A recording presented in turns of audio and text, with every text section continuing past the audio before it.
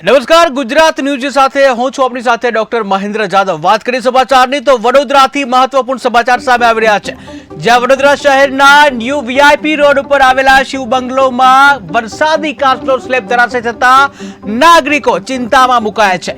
ત્યારે હાલમાં કોન્ટ્રાક્ટરની હલકી ગુણવત્તાની કામગીરી સામે અનેક સવાલો ઉભા થઈ રહ્યા છે। ત્યારે આ સ્લેબ બેસી જવાથી નાગરિકો માટે જોખમ ઊભું થયું છે। સદનસીબે આ ઘટના સમયે કોઈ હાજર ન હોવાથી મોટી જાનહાનિ ટળી છે, પરંતુ હવે વધુ વરસાદ આવે એ પૂર્વે જ જો કામગીરી થાય તો સ્થાનિક રહીશોના ઘરમાં પાણી ફરી વળતા અટકી શકે છે। જ્યાં વડોદરામાં વરસાદ બાદ રોજે રોજ શહેરના રસ્તા ઉપર ભૂવા પડવા અને ખાડા પડવાનો સિલસિલો યથાવત છે।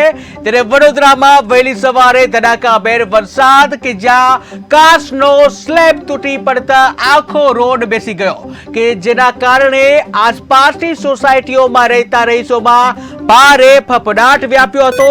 ત્યારે વડોદરા શહેરમાં અવારનવાર રોડ રસ્તા પર ખાડા અને વિશાળ ભૂવા પડવાનો સિલસિલો યથાવત છે, પરંતુ ગત મોડી રાત્રે વરસેલા ભારે વરસાદે વધુ એક પાલિકાની નબળી કામગીરીની પોલ ખોલી નાખી છે, જ્યાં વિશાળ સ્લેબ બેસી જવાથી સ્થાનિકો મુશ્કેલીમાં મુકાયા છે। અહીં આસપાસ 250 થી વધુ મકાનો આવેલા છે। ત્યારે જો ફરીથી અચાનક વરસાદ આવશે તો આ લોકોની હાલત કફોડી થશે। હાલમાં શહેરના પૂર્વ વિસ્તારના કોર્પોરેટરો, ધારાસભ્યો અને હોદ્દેદારો ખાનગી વૈભવી હોટલમાં મીટિંગોમાં વ્યસ્ત છે। ત્યારે શહેરના નાગરિકોની ચિંતા કોણ કરશે એ સૌથી મોટો પ્રશ્ન।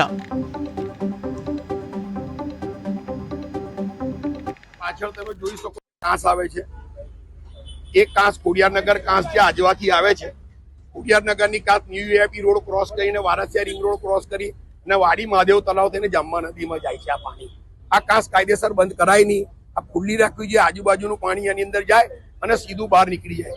પણ તમે જોઈ શકો કે પાછળ જગદીશ કમલ ન્યૂ વીઆઈપી રોડથી આ કાંસ આરસીસીમાં ઢાંકણું નાખીને બંધ કરી દેવામાં આવેલી છે। પાછળના ભાગની અંદર જે આરસીસી કાંસ બંધ થયેલી છે ત્યાં હમણાં 2-4 દાડા પહેલા સ્લેબ તૂટી ગયો છે। હવે સ્લેબ બી તૂટ્યો કેમ એ બી બહુ મોટો પ્રશ્ન છે, કારણ કે ઈંટોની દિવાલ છે એ બેસી ગઈ અને સ્લેબ પડી ગયેલો છે।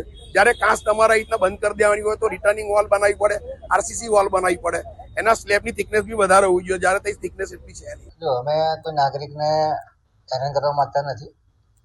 સોઇલ ટેસ્ટિંગ પ્રમાણે માનો આરસીસી રિટર્નિંગ વોલ હોય અને એની સ્ટેબિલિટી બરાબર હોય તો હાલ પૂરતી એક્શન લેવાની થતી નથી, પરંતુ આ મેશનરીની દિવાલ છે અને સોઇલ ખરાબ છે અને અમુક પોર્શનમાં તો અમે લોકો આરસીસીની ચેનલ બનાવેલી છે। આ જૂનો છે, 2001-2માં બનાવેલી છે, એ મેશનરી વર્કથી બનાવેલી છે, એટલે આમાં સ્ટેબિલિટીનો સવાલ છે। ત્યાર પછીની જે કાચ બની છે એ બધી આરસીસીની બનેલી છે, છતાં પ્રોપર સ્ટડી કરીને જે આરસીસી છે અને જ્યાં રિટર્નિંગ વોલ સારી છે કે જે આજુબાજુની જમીન ધસવાની શક્યતાઓ નથી, સોઇલ રિપોર્ટિંગના આધારે શું પરમિશન આપી છે એ બધું જોઈને આગલી કાર્યવાહી નથી। હવે પાછળ તમે જોઈ શકો જે કાંસ આવે છે, એ કાંસ ખોડિયારનગર કાંસ જે આજવાથી આવે છે, ખોડિયારનગરની કાંસ ન્યૂ વીઆઈપી રોડ ક્રોસ કરીને વારસિયા રિંગ રોડ ક્રોસ કરી અને વાડી મહાદેવ તળાવ થઈને જાંબા નદીમાં જાય છે। આ પાણી, આ કાંસ કાયદેસર બંધ કરાય નહીં, આ ખુલ્લી રાખવી જોઈએ। આજુબાજુનું પાણી એની અંદર જાય અને સીધું બહાર નીકળી જાય। પણ તમે જોઈ શકો કે પાછળ જગદીશ કમલ ન્યૂ વીઆઈપી રોડથી આ કાંસ આરસીસીમાં ઢાંકણું